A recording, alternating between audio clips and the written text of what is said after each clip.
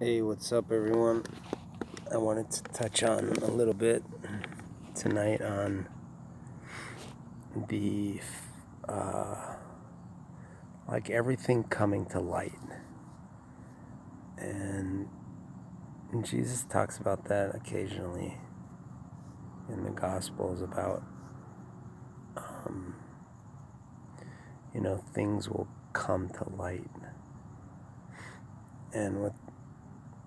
and things are coming to light, and what that means is things are like the subconscious world is coming afloat into the consciousness of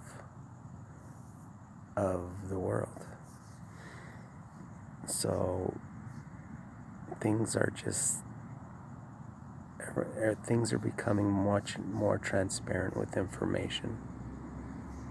More and more information, more and more transparency, and the less you can hide. And like I've spoken about before in the field of consciousness video, is that you can't really hide. So all of your thoughts are real in the field of consciousness, and that's the reality. The reality of this world is the field of consciousness. It's not what you see. It's the field of consciousness that is more real than what you see. Because the field of consciousness is what is like sustaining this reality that you see, the physical reality. And the field of consciousness is all of your thoughts and everything that's in your subconscious and your conscience. But it's basically what's going through your consciousness. And so good or bad, it's there. And it's our responsibilities to try to clean that consciousness. Because it's exposed. When you interact with people, when you're with people, people know, somehow they know what your thoughts are, even though you might think you're concealing them. But you can't conceal your thoughts. They're manifested in one way or another. Like you're transmitting vibes, you're transmitting everything through that field of consciousness always. And the field of consciousness doesn't only exist with people you interact with physically, but people who aren't there physically. So if you're interacting with people that are thousands of miles away, or even people who've passed away, or even people who are, it transcends space and time. So you're communicating constantly with your thoughts. And your thoughts come from your belief systems. And obviously from your experiences, right? Everything you've experienced. And that creates your belief system. But we have the power to change what our experiences have been, our past. We have the free will to change those things. And so that's our job, to bring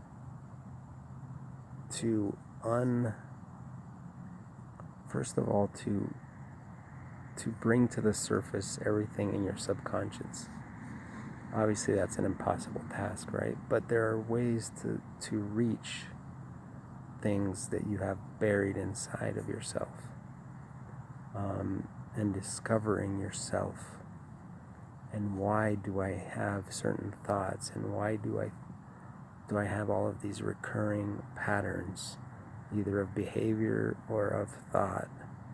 Like why, especially negative ones. Why do these things keep on recurring and you don't know why, and you can't control them?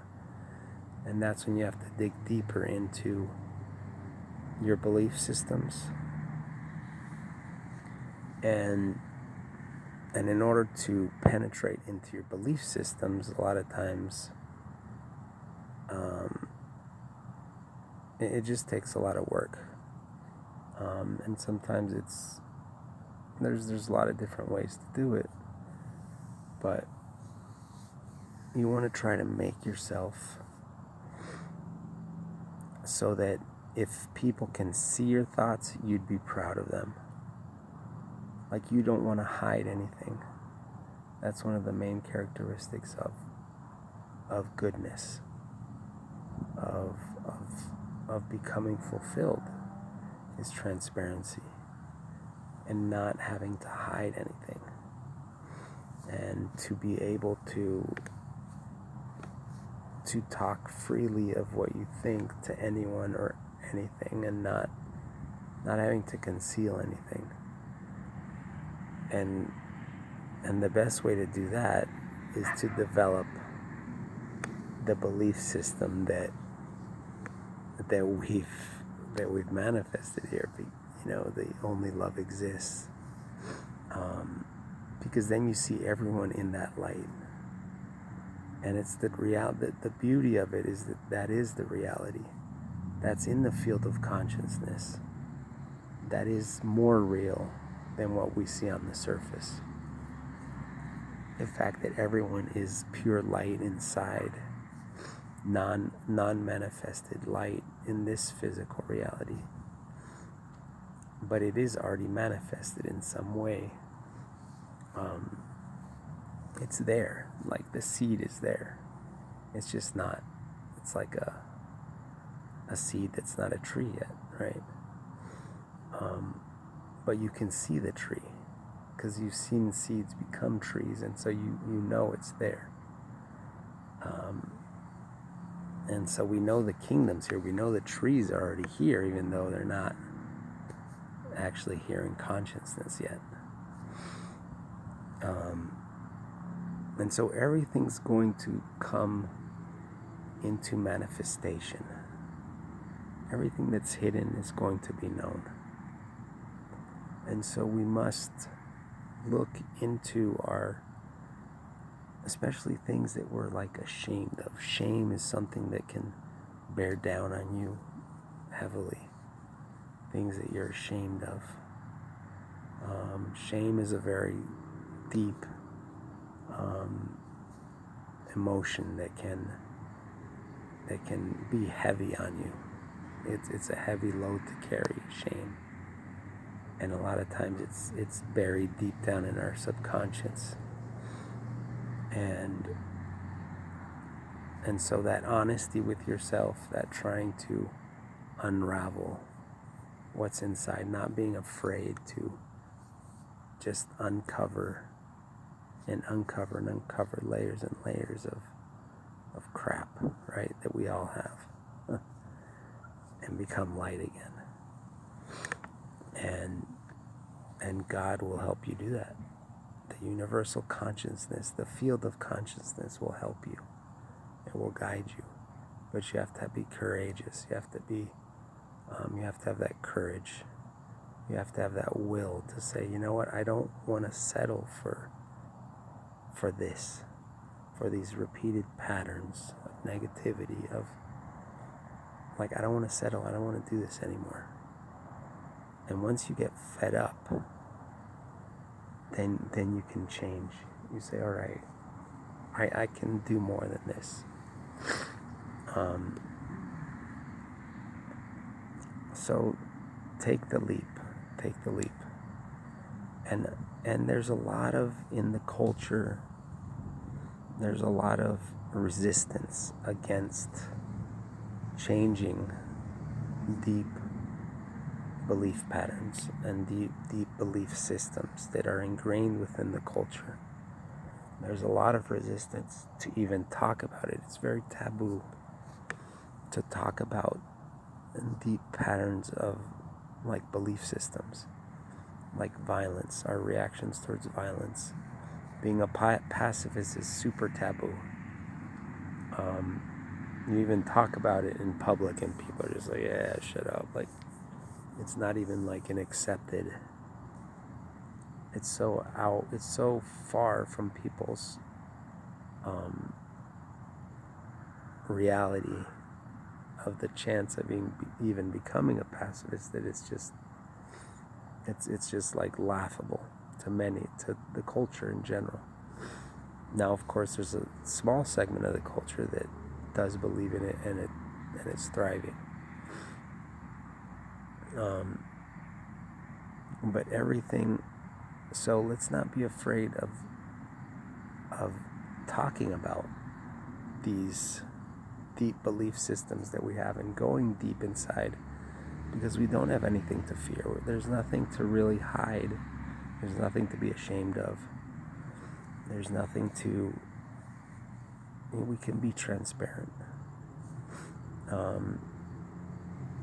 But there is a general negative connotation, especially in normal social circles, of just wanting to have a good time and talk about just more superficial things.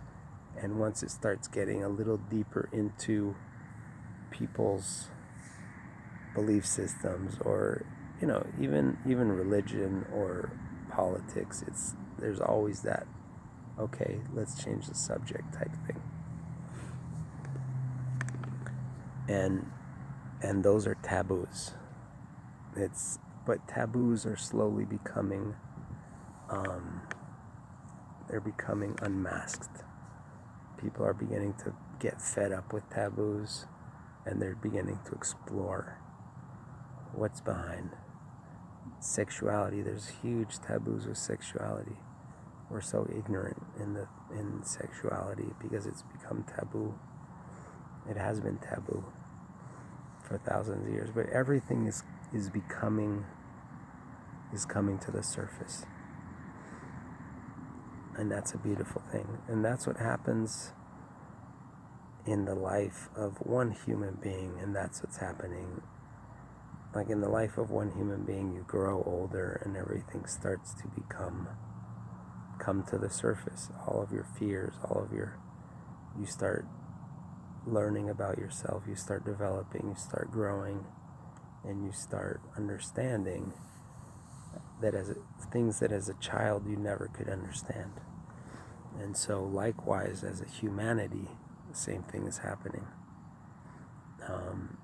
We're forced to make choices, and that is it's forcing us to look at ourselves and to look at what's inside. And everything that's inside is coming out, whether it's positive or negative, it's coming out. So we can see our ugly parts and our good parts, but they're coming out. And that's a good thing, to become transparent. And it's super important, the last thing I said on yesterday's video, of the fact that like perfection is not something that's... We got to get rid of the idea that we're going to be perfect. But we must strive for that perfect ideology. The ideology of unconditional love, the belief in unconditional love, is something that you can hold on to and strive for. And a lot of people don't want to acknowledge that or make it part of their belief system because they know they can't reach it. And so they shy away from that belief system. But that is that need to be perfect. And anyone who believes in unconditional love is not perfect, and is far from perfect, and is far from being a being of pure unconditional love, because that doesn't exist. And so leave perfection. We don't have to be perfect, but we can strive for that perfect, like the kingdom of God. We're striving for the kingdom of God, which is something pure, beautiful, and perfect. But we're not perfect, but we're striving for that, and in faith we're getting there. So everything's coming to light. Remember to be as transparent as you can, and if you can't be transparent, Work on yourself. Work on those things that are preventing you from becoming transparent. Why can't you be transparent? And it's usually negative thoughts about other people. And why can't you be transparent with negative thoughts? And the reality is because you're wrong. The judgments we have about others and the negativity we have about others is not. The reality is that behind whatever negative you see in those people is a being of pure light. And so you're not seeing the reality of that other individual or of a certain situation. And so when you're not seeing the reality, you're blinded. And so that's what's keeping you from becoming transparent. But anyway, everything's coming to light. With the internet, with the information age upon us, there's a new era upon us, a new age of discovery, of global unity, of cultural unity, of becoming a global culture, one global culture. And whether we like it or not, borders are falling down.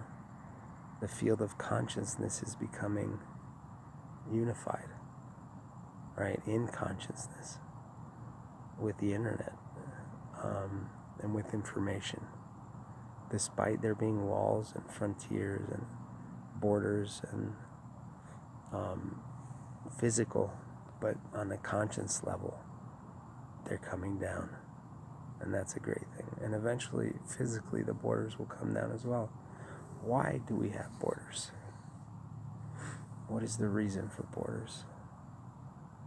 Business doesn't like borders. And eventually borders are going to come down. If someone wants labor, businesses want cheap labor. Cheap labor wants to work. Why aren't we allowing impoverished people around the world to work where work is needed? I don't know. We should allow for freedom of movement throughout the world. Now, obviously, you say, well, if you just open the borders, what's going to happen? It's going to be chaos, right? And it's not going to happen overnight, but you should allow for freedom. Freedom is, in freedom, we will grow, we will develop, we will learn. In fear and in isolation, we will continue to not develop. Fear-based systems and freedom, love-based systems. That's the difference. So,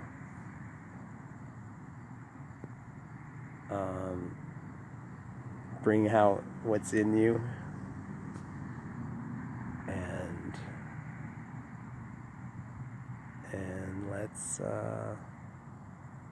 let's do it, baby.